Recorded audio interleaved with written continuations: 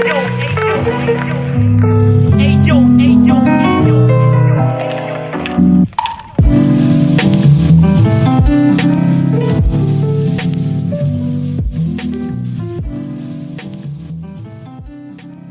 project is a no-profit foundation about visual art and photography. If you want to help us, just drop a donation on buymeacoffee.com/BerlinExplorer. So welcome to this 15 minute of experience. Today I'm with Lars Bauwens, and welcome Lars. Hello, I'm Lars. I'm from Belgium, and I'm 32 years old. And yeah, I'm a photographer since let's say 2010, digital photographer, because with my first wage I ever earned at a job, I bought a digital Canon EOS camera. And from that moment, like, I had no experience in photography at all. And I decided to never shoot on automatic settings, because I was like, if I buy some electronic stuff, it's a dumb thing. So I want to be the smart person behind it and tell it what to do. So yeah, I started shooting pictures of random stuff, and then suddenly I saw that it was possible to create art with photography. And so yeah, years after, I became a wedding photographer, all those typical stuff. But then quite fast, I hated it.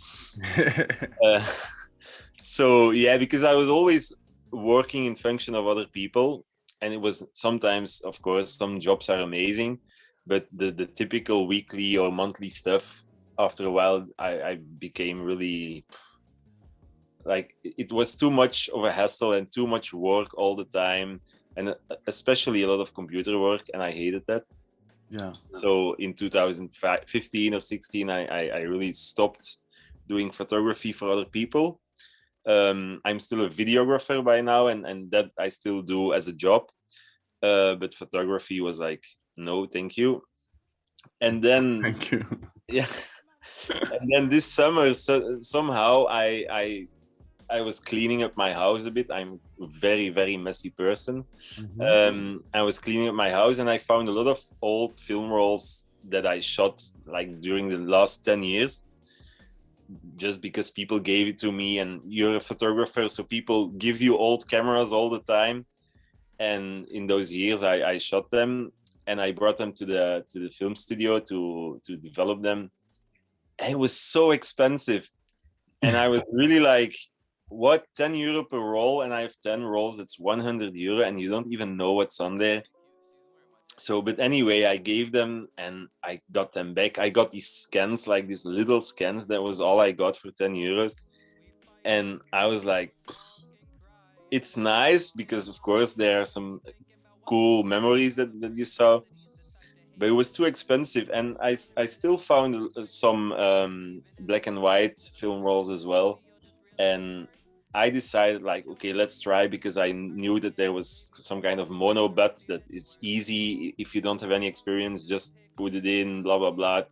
4 minutes later, you have your pictures. And then the magic happened, and I saw that I changed those film rolls to amazing negatives. Yeah. And a lot of cool memories of the Southeast Asia trip from 2013 were on there. And I was like, wow, this is so amazing.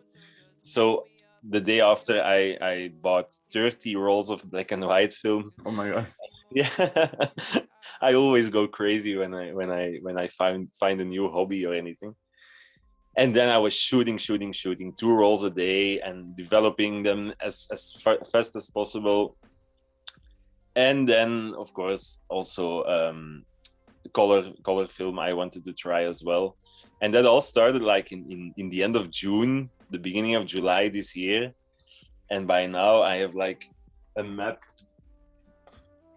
with a lot of pictures already. Oh my And God.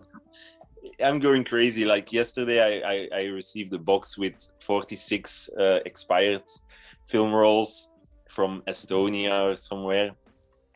And I started experimenting and stuff like that. So yeah, that's where I am now. And next weekend I have an exposition in my garden with my photography and stuff like that. So it's going well. Yeah, it's you're discovering many parts of yourself. Yeah. And I was also really highlighted from the additional details you wrote me in the meeting, that part-time teacher, part-time videographer, part-time old-timer mechanic, full-time adventurer. Full-time adventure. Yeah, absolutely. Yeah, and I think this is the point exactly of this podcast, to say that we are not only one things, but we are an accumulation of many different things. Yeah, yeah. And these many different experience that determined who we are today, and who we are tomorrow, we don't know yet. Yep, indeed, absolutely. And that's like that description of me, that part-time, this part, that's even only 3 things of the 100 things I do. Like tomorrow I'm a wedding DJ and stuff like that. Yeah. So we can say you like me, we are just righted from our passion, and then what else come out from is good. And Yep. And I wanted to ask you also, I know you have a YouTube channel also, so you keep in also working on videos. Yep. And that's a bit more difficult, we can say, than photography, because photography just required that you are there shooting, bye. Yep. And video you have to keep a bit more longer on. Yeah. And Yeah. it's you have several video on YouTube, so then that means a lot of work.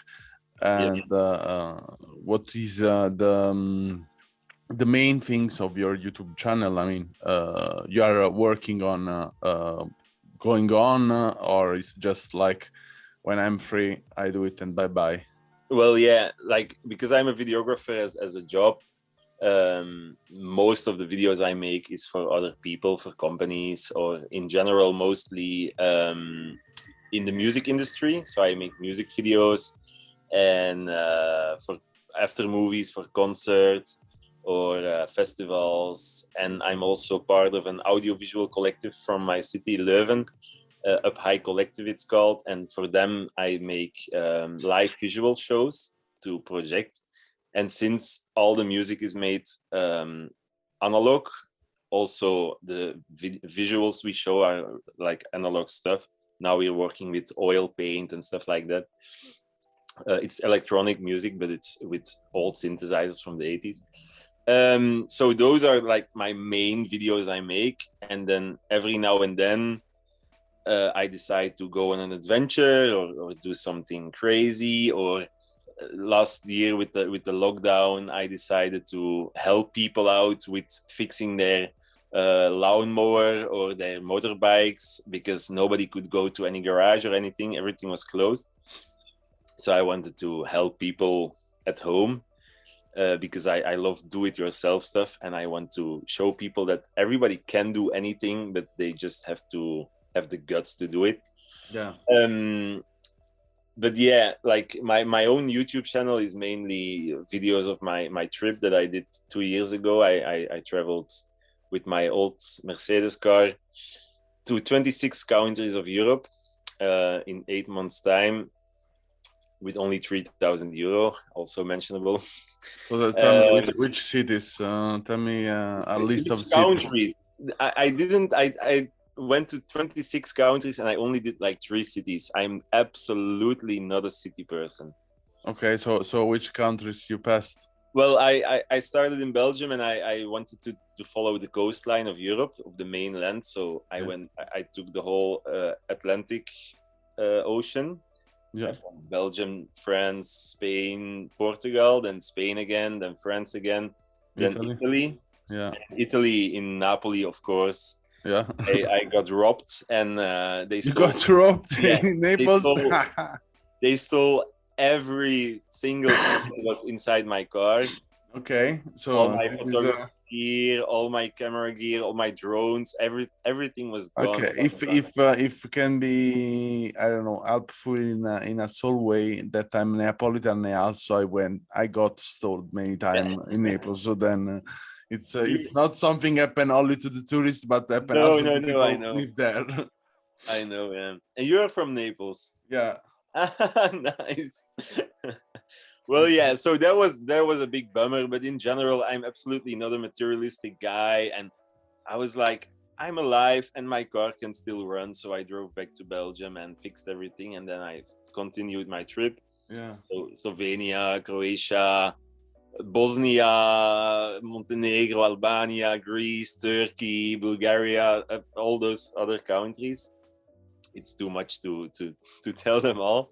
But yeah, it was quite an amazing experience. Of course, it's a shame that a lot of my gear and my hard disks with all my memories were stolen.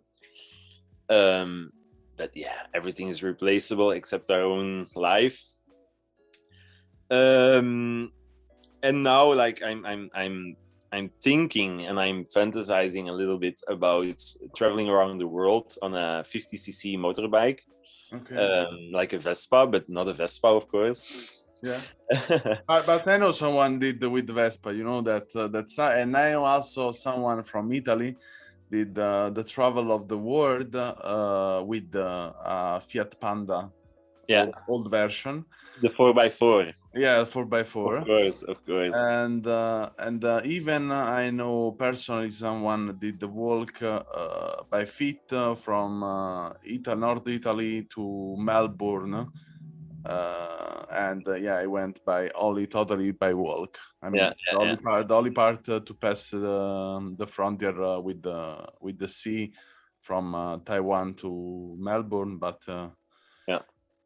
nice. Well, yeah, and yesterday I was thinking like, okay, if I do this trip, it's nice to have a digital camera and stuff like that with you, but it would be amazing to just only shoot film and not develop the pictures on the road, but only when you get back home after 1 year, 2 years, 3 years, whatever. Yeah. You have a bunch, like a big bag full of negatives. Yeah, you can do it kind of, one film per day and see what happened.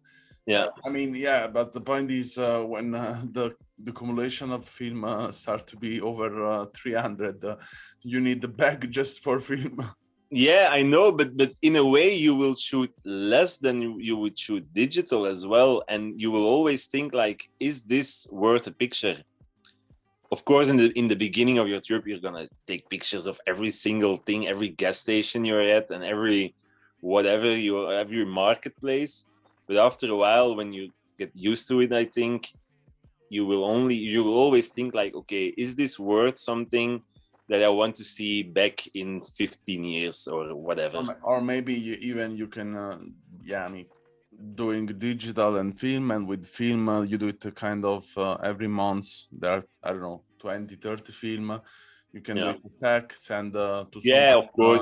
Also just as security that reliable, you know, get stolen. Close to you, and I mean close to you in Belgium, and just keep there, and then you have kind of someone doing the archive for you. Yeah, absolutely. Yeah, and also indeed for if it would maybe be stolen, you're just sure that it's safe. Yeah, absolutely.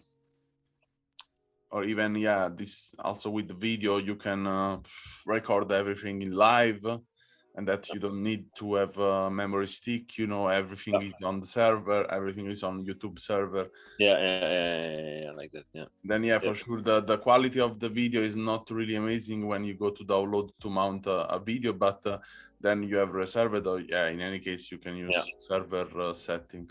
But there are many possibilities. Yeah, absolutely.